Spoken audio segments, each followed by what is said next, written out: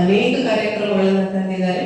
ಹಲವಾರು ವಿಧದ ಕಾರ್ಮಿಕರಿಗೆ ಈ ಹಿಂದೆ ಯಾರಿಗೂ ಇಲ್ಲದೆ ಇರುವಂತಹ ಸವಲತ್ತುಗಳು ಯಾರೆಲ್ಲ ಕಾರ್ಮಿಕರಿದ್ರು ಅವರೆಲ್ಲರೂ ಕೂಡ ಆ ಸೌಲಭ್ಯದ ಒಳಗಡೆ ತರುವಂತಹ ಅನೇಕ ಕಾರ್ಯಕ್ರಮಗಳನ್ನ ತಗೊಂಡು ಬಂದಿದ್ದಾರೆ. ಪ್ರತಿಯೊಬ್ಬರು ಕೂತ್ಕೊಂಡು ಯೋಚನೆ ಮಾಡ್ತಾರೆ, ಸರ್ ಯಾರ್ಯಾರು ಇನ್ನೂ ಕೂಡ ಈ ಯಾವುದೇ ಕಾರ್ಯಕ್ರಮದೊಳಗಡೆ ಇಲ್ಲ ಅಂತ ಕೂತು ಯೋಚನೆ ಮಾಡಿ ಯಾರನ್ನ ತರಬಹುದು ಮತ್ತೆ ಹೇಗೆ ತರಬಹುದು. ಯಾವುದೇ ಯೋಚನೆ ತರಬೇಕು ಅಂತಂದ್ರೆ ಅದಕ್ಕೆ ದುಡ್ಡು ಬೇಕಾಗುತ್ತೆ. ಆ ದುಡ್ಡನ್ನೇ ಹೆಂಗ್ ಕಲೆಕ್ಟ್ ಮಾಡೋದು, ಇದು ದೊಡ್ಡ ವಿಚಾರ. ದುಡ್ಡು ಕಲೆಕ್ಟ್ ಆದ್ರೆ ಮಾತ್ರ ಯಾವ್ದಾದ್ರು ಯೋಜನೆ ತಂದು ಆ ಯೋಜನೆ ಒಳಗಡೆ ಸೌಲಭ್ಯಗಳನ್ನ ಕೊಡಬಹುದು. ಸೌಲಭ್ಯಗಳೇ ಇಲ್ಲದೆ ಯೋಜನೆಗಳನ್ನ ತರಲಿಕ್ಕೆ ಆಗೋದಿಲ್ಲ. ಹಾಗಾಗಿ ದುಡ್ಡಿನಿಂದ ಉತ್ಪತ್ತಿ ಮಾಡಬೇಕು ಅಥವಾ ಫಂಡ್ಸ್ ಎಲ್ಲಿಂದ ಜನರೇಟ್ ಮಾಡಬೇಕು, ಇದು ದೊಡ್ಡ ಕ್ವೆಶ್ಚನ್. ಇದರ ಬಗ್ಗೆ ತಲೆ ಕೆಡಿಸ್ಕೊಂಡು ಯಾವ ಯಾವ ರೀತಿಯಿಂದ ಫಂಡ್ಸ್ ಉತ್ಪಾದನೆ ಮಾಡಬಹುದು ಅವೆಲ್ಲವನ್ನು ಯೋಚನೆ ಮಾಡಿ ಸೌಲಭ್ಯಗಳನ್ನ ತರುವಂತಾಗಿ ಎಲ್ಲರಿಂದ ಇವತ್ತು ಮಾನ್ಯ ಸಂತೋಷ್ ಲಾಡ್ ಅವರಿಗೆ ಅವರ ಜನ್ಮದಿನದ ಹುಟ್ಟುಹಬ್ಬದ ಜೊತೆಗೆ ಕಾರ್ಮಿಕರೆಲ್ಲರಿಗೂ ಹೇಳೋಣ. ಜೊತೆಗೆ ಇವತ್ತು ವಿದ್ಯುತ್ ಕಾರ್ಮಿಕರ ಸಂಘ ಮತ್ತು ವಿವಿಧ ಕಾರ್ಮಿಕರ ಸಂಘದ ವತಿಯಿಂದ ನಡೀತಾ ಇರುವಂತಹ ಪ್ರೋಗ್ರಾಮ್ ಅಲ್ಲಿ ಒಂದು ಆರೋಗ್ಯ ಶಿಬಿರವನ್ನು ಯೋಜನೆ ಮಾಡಿದ್ದಾರೆ. ಹಾಗಾಗಿ ಪ್ರತಿಯೊಬ್ಬರು ಕೂಡ ಆರೋಗ್ಯ ಶಿಬಿರದ ಒಂದು ಯೋಜನೆಯನ್ನು ಪಡ್ಕೊಳ್ಳಿ. ಜೊತೆಗೆ PMSYM ರಿಜಿಸ್ಟ್ರೇಷನ್ ಮಾಡ್ತಾ ಇದ್ದಾರೆ, ಇಶ್ರಮ್ ರಿಜಿಸ್ಟ್ರೇಷನ್ ಮಾಡ್ತಾ ಇದ್ದಾರೆ. ಇವೆರಡು ಯೋಜನೆಗಳು, ಇಶ್ರಮ್ ರಿಜಿಸ್ಟ್ರೇಷನ್ ಅಂತಂದ್ರೆ ಯಾವುದೇ ವರ್ಗದ ಅಸಂಘಟಿತ ಕಾರ್ಮಿಕರಿದ್ದಾರೆ ಅವರೆಲ್ಲರೂ ಕೂಡ ರಿಜಿಸ್ಟರ್ ಆಗಬಹುದಾದಂತ ಯೋಜನೆ, ಕೇಂದ್ರ ಸರ್ಕಾರದ ಯೋಜನೆಗಳಿರುತ್ತೆ. ಇದು ಯಾಕೆ ಇಂಪಾರ್ಟೆಂಟ್ ಅಂತಂದ್ರೆ ಯಾವುದೇ ಸರ್ಕಾರ ಯೋಜನೆ ಮಾಡಲಿಕ್ಕೆ ಮುಂಚೆ ಅದಕ್ಕೊಂದು ಡೇಟಾ ಬೇಕಾಗುತ್ತೆ, ಮಾಹಿತಿ ಬೇಕಾಗುತ್ತೆ. ಮಾಹಿತಿ ಎಲ್ಲಿಂದ ಸಿಗಬೇಕು ಅಂತಂದ್ರೆ ಈ ರಿಜಿಸ್ಟ್ರೇಷನ್ ಪ್ರಾಸೆಸ್ ಇಂದ. ಈ ಶ್ರಮ್ ಶುರುವಾಗಿದ್ದು ಕೊರೋನಾ ಬಂತಲ್ಲ 2018-19ರಲ್ಲಿ. ಆವಾಗಿನ ಪರಿಸ್ಥಿತಿ ಹೇಗಿತ್ತು ಅಂತಂದ್ರೆ ಯಾವ ಕಾರ್ಮಿಕರು ಎಲ್ಲಿ ಎಷ್ಟು ಸಂಖ್ಯೆಯಲ್ಲಿ ವಾಸ ಮಾಡ್ತಾ ಇದ್ದಾರೆ ಅನ್ನೋ ಮಾಹಿತಿನೇ ಇರಲಿಲ್ಲ. ಹಂಗಾಗಿ ಯಾರು ಕೂಡ ಆ ಪರಿಸ್ಥಿತಿಯಲ್ಲಿ ಎಲ್ಲಿಂದ ಯಾರನ್ನ ಎಲ್ಲಿಗೆ ಟ್ರಾನ್ಸ್ಪೋರ್ಟ್ ಮಾಡಬೇಕು ಅಥವಾ ಅವರಿಗೆ ಏನ್ ಸವಲತ್ತು ಕೊಡಬೇಕು ಅನ್ನೋದು ತುಂಬಾ ದೊಡ್ಡ ಪ್ರಶ್ನೆ ಆಗಿತ್ತು. ಹಾಗಾಗಿ ಅಂತಹ ಸಂದರ್ಭಗಳನ್ನ ನೀಟಾಗಿ ನಿಭಾಯಿಸಬೇಕು ಅಂತ ಹೇಳ್ಬಿಟ್ಟು ಒಂದು ಪೋರ್ಟಲ್ ಕ್ರಿಯೇಟ್ ಮಾಡುತ್ತೆ ಕೇಂದ್ರ ಸರ್ಕಾರ, ಅದೇ ಇಶ್ರಮ್ ಪೋರ್ಟಲ್.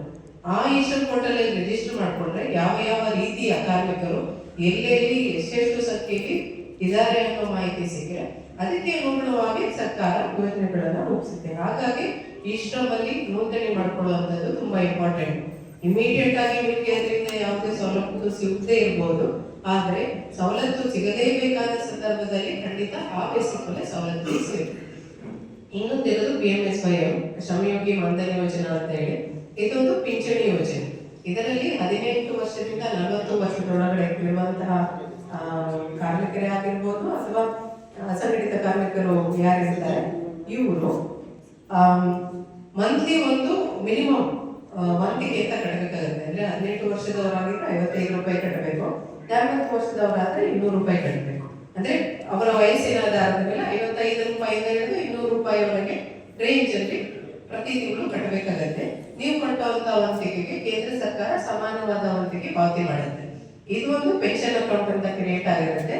ನೀವು ಕಟ್ಟೋ ದುಡ್ಡು ಮತ್ತೆ ಕೇಂದ್ರ ಸರ್ಕಾರ ಕಟ್ಟೋ ದುಡ್ಡು ಎರಡು ಕೂಡ ಒಂದು ಪೆನ್ಷನ್ ಅಕೌಂಟ್ ಅಲ್ಲಿ ಅಂತ ಕ್ರಿಯೇಟ್ ಆಗಿ ಅಲ್ಲಿ ಅಕ್ಯುಮುಲೇಟ್ ಆಗ್ತಾ ಇರುತ್ತೆ. ನಿಮಗೆ 60 ವರ್ಷ ಆದ್ಮೇಲೆ ಪ್ರತಿ ತಿಂಗಳು 3000 ರೂಪಾಯಿ ಪೆನ್ಷನ್ ನಿಮ್ಮ ಅಕೌಂಟಿಗೆ ಬರ್ತಾ ಇರುತ್ತೆ. ಅಕಸ್ಮಾತ್ ಪೆನ್ಷನ್ ಬರುವಾಗ ಯಾರು ಚಂದಾದಾರರಾಗಿದ್ರು ಅವರು ಡೆತ್ ಆಯ್ತು ಅಂತ ಇಟ್ಕೊಳ್ಳಿ, ನಿಮ್ಮ ಹಸ್ಬೆಂಡ್ ಅಥವಾ ವೈಫ್ ಯಾರನ್ನ ನೀವು ನಾಮಿನಿಯಾಗಿ ಮಾಡಿರ್ತೀರಿ ಅವರಿಗೆ ಅದರ 50% ಆಫ್ ಪೆನ್ಷನ್ ಬರುತ್ತೆ. ನೀವು 3000 ರೂಪಾಯಿ ಬಂದ್ರೆ ಅವ್ರಿಗೆ 1000 ರೂಪಾಯಿ ಬರುತ್ತೆ.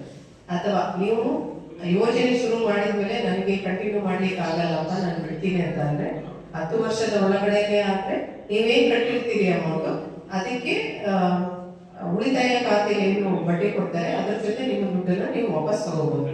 10 ವರ್ಷ ಆದ್ಮೇಲೆ ವಾಪಸ್ ತಗೋತೀನಿ ಅಂತಂದ್ರೆ ನೀವು ಕಟ್ಟಿದ ದುಡ್ಡಿನ ಜೊತೆ ಉಳಿತಾಯ ಖಾತೆ ಅಥವಾ ಪೆನ್ಷನ್ ಅಕೌಂಟ್ ಅದಕ್ಕೆ ಎಷ್ಟು ಬಡ್ಡಿ ಬರುತ್ತೋ ಅದರಲ್ಲಿ ಯಾವ್ದು ಹೆಚ್ಚು ಅದ್ರದ್ದು ಬಡ್ಡಿ ಸೇರಿಸಿ ನೀವು ಕಟ್ಟಿರುವಂತ ಮೊತ್ತ ವಾಪಸ್ ಬರುತ್ತೆ.